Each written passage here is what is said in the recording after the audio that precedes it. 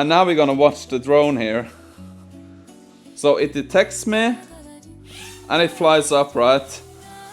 And it tries to intimidate me by moving towards me, okay? That's pretty scary. And it's just doing this spin move and then it's landing.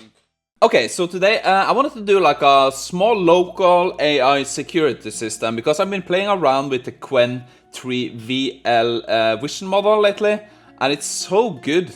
So we can use the 2 billion parameters model and still get like superb results. So as you can see, this is kind of the setup I want to try out today with a few different things.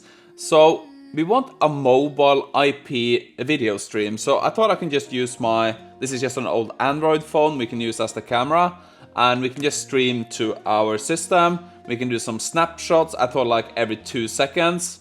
And if you make the image small enough, like the resolution, the Qwen3 model is like super fast to analyze the image. And if you just have like a Boolean return, like true or false, let's say we ask, is there a person in the image? And if we just return like a true or false, this is super fast, as you will see soon. And I thought we can just have some different outputs here. If it's true, we can do X. So one of the things we're gonna do is if it's true, then we can launch a drone, right? Because I have this small, let me see. Yeah, I have this small drone here. So we can launch this if it's true. And we can sound alarms or different stuff. So this can be used for basically anything. And what is pretty cool about using Qwen3-VL is that when we use an LLM instead of like a machine learning model to trigger the alarm, I guess, we can do very specific information, as you will see soon. We can say only trigger the alarm if there's a person in an orange jacket or something like that. But we will get onto that. So I thought we can just get started and see kind of how I set this up and check everything out, and then we're gonna test a few different things, I think. So I guess I said it in intro, but the model we are using today is the Qwen3-VL. So this is the most powerful vision language models in the Qwen family to date. So what is pretty cool about this is that we have different sizes. So I've been testing out both the 2 billion parameter model, the 4B, the 8B. The 8B is very good, but for this use case, I think we just need to use the 2B or maybe the 4B because it's a very simple task. We just need to is something there, true or false? That's all we need. But we could maybe try some other models too. But if we scroll further down here, you can see the way we run this. Oh, I guess it's here. It's pretty straightforward. It's basically, if we're gonna use Olama, you can just do add an image with I guess like a prompt in between. But we are actually using Python for this. Because we want to run some additional. So here we kind of have the Python function for this. So basically you can see we are running the Qwen3-VL2B model, and we set up like a simple input here. Analyze if there are any people in the image. If yes, output true, else output false. And then we just say answer only with true or false, because we want fast latency, right? So we just want true or false, that's basically all we need, because the model has set what is going to be true or false here, right? So we are using this, but I can show you kind of how the model works if you just were to run it in, let's say, the terminal here. So if I do like a Olama list, you can see we have the Qwen3-VL2B here. So let's test that out. So like I said, what we can do is just do something like this. Olama run Qwen3-VL2B, right? So this is the 2B model, okay? And when we have loaded this model, now we can just do the prompting here. So let's say I had this image here. So this is just an image of a GPU, right? 5090. And I just copy the path. I just paste in the path here, and I can ask a question. What is this? So remember, this is the 2 billion model. And you can kind of see how fast it is. So it has this reasoning model too. This is a NVIDIA GeForce 5090 series. So you can see how fast that was just to analyze a simple image. We can try, let's say, one more. Here I have an image of an LLM architecture or a transformer. So let me just copy the path of this, and we can try this again. And let's just paste this in. What is this? Okay, so you can see how fast this is going now. Showing a diagram of a neural network architecture. Okay, and I can ask again. Let's try what architecture is this? You can see this architecture shown is the transformer-based sequence model architecture designs for LLM modeling. And yeah, it's so fast. I'm running this locally now on my GeForce RTX 4080, so it's not the most optimized model for LLMs, but still this is a super fast 2 billion vision model with some reasoning capabilities, as you can see here in the thinking. And I'm having so much fun with this, and I think we can do a lot of cool stuff going forward by using these small image models. But now I think we're gonna plug up the camera and we're gonna hook everything up and see what we can do with this, local AI security system I wanted to try out. Okay, so like I said, I was gonna use this Android phone here to, do the recording. And you can see this is just a standard IP webcam pro we have on this Android phone. Also, here's my Flipper Zero. Might do a video on that soon. So I'm just gonna place this phone here now, right? Over here. And we kind of get this outlook. I'm gonna have to fix that. But we get this outlook over my, kind of living room here. And when we have kind of set that up, now I can kind of go to this base URL. And here you can see the setup I have over my living room now. So if I go like, in front of here, you can see me going in my living room here, right? So that works pretty good. That's streaming the video all the way down here. So what we can do now is that we can do snapshot of this, right? So I can just, you can see I set, the reason this looks kind of bad is I set the, I can't remember where I see that. You can see it's 640 times 360 because that is enough for what we're gonna do today. But we could do higher quality, but that file size isn't that quick if we wanna do, analyze it with the Qwen3-VL model. So I set up like a Python code now, so we log into this and we grab snapshots. So a snapshot could look something like this. I guess I am in this camera from my testing yesterday, but you can see this is a snapshot from this camera, right? So basically that is what we're gonna do now, and we're just gonna run. We're gonna run this, we're gonna take snapshots, and then we're gonna see what happens. So we're gonna sound an alarm if we detect a person. So let's test this out now. Okay, so if we do Python, I guess person detect now, this should start running. And you can see the images we are capturing now. It's gonna be camera, right? We have to load the model first. So you can see, no person detected, continue monitoring. So this is the images we grab now, right? So let's see what happens if I go over here now, how fast this is gonna go off. So you can see, that was instant, right? It detected me. And I think we can see in the image now, I just barely got into frame. Up here. And still it detected me, right? So that is pretty cool. But what I want to show you now is something we can do with these models now. Because we can specify that maybe it's only gonna capture a guy wearing an orange jacket or something. So that is what's pretty cool about these AI setup systems. This means that we can do like specialized detection. So let me set that up. I'm gonna show you how simple that is. So now we just made some small changes, and maybe this is not the optimal way to do it, but it works. So first we're gonna just run the same step as last time. We're just gonna check, is there any people in the image? So if that is false, then we're just gonna continue monitoring, okay? But if it's true, then we have a second step that is called, is anyone in the image wearing an orange jacket? And if that is true also, so we get like true, 2 booleans, then we're gonna trigger the alarm, okay? So let's see if that works now. So the first thing I'm gonna do is I'm gonna walk in front here without my, where is it? Here, orange jacket, and see if the alarm goes off. And then I'm gonna put it on and try again, okay?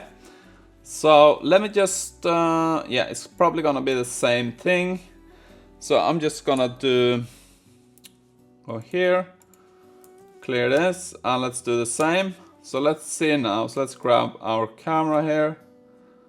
And you can see no people detected. Okay, that's good. So let's see what happens if I go in with no orange jacket. So you can see now we have people detected, but no orange jacket. So that's pretty cool. So let me go back here now and put on my jacket.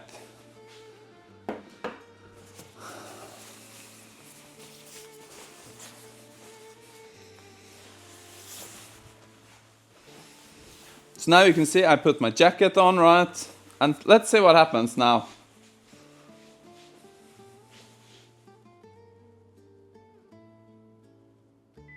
Okay, so that works, right?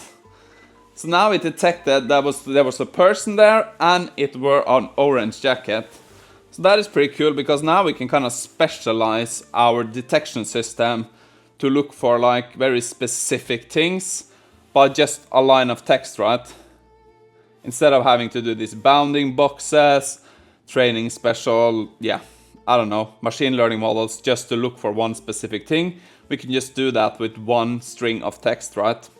So I have another variant before we look at the drone setup. I want to show you. So one other thing I did mention is that this system also has like a log. So you can see person in orange jacket detected. We have the exact time, snapshot number and camera.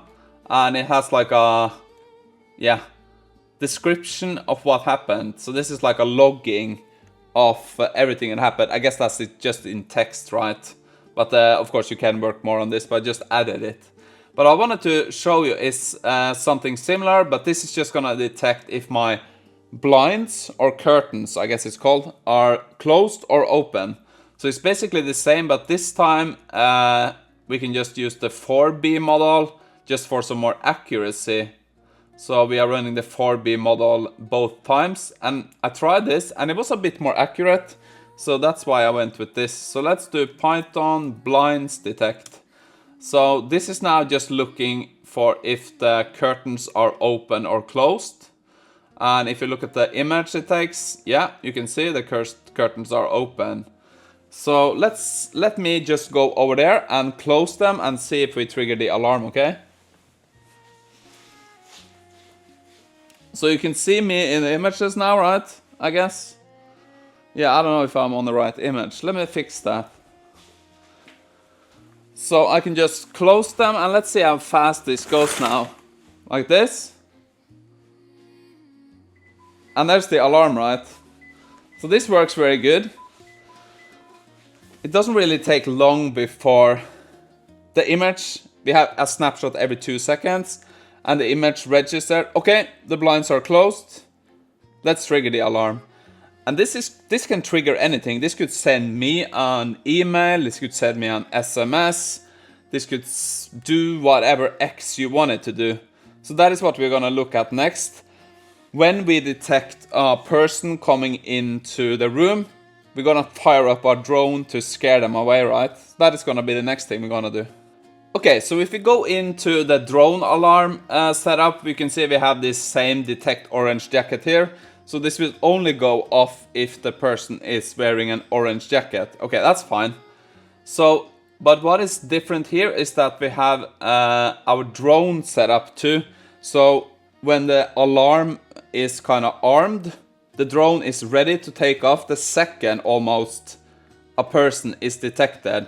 And it's just gonna fly up like 50 centimeters or something, or was it maybe 1 meter, you will see, when it detects a person with an orange jacket in the frame, right?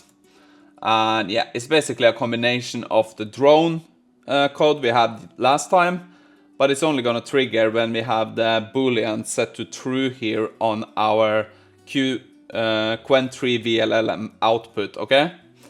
So let's just fire this up. And we shouldn't have any issues with that from the bat here. So let me just pick up the drone and I'm just gonna reset the drone here. Okay, so the drone is ready to go. Let's just adjust that. And let's just place the drone now. So let's say the camera is there and the drone is sitting. We can just place the drone here for now. That's fine. Okay, so we have the drone over there. So let's see what happens now if we run this. So that's gonna be Python drone alarm.py. Okay, so let's run this. So if we go to our camera again, you can see, yeah, that was the old image. Because now we have to arm the drone first. And you can see over there the drone is now armed. It's blinking yellow, perfect. And you can see now there's no people. So let's see what happens if I go in without my jacket now.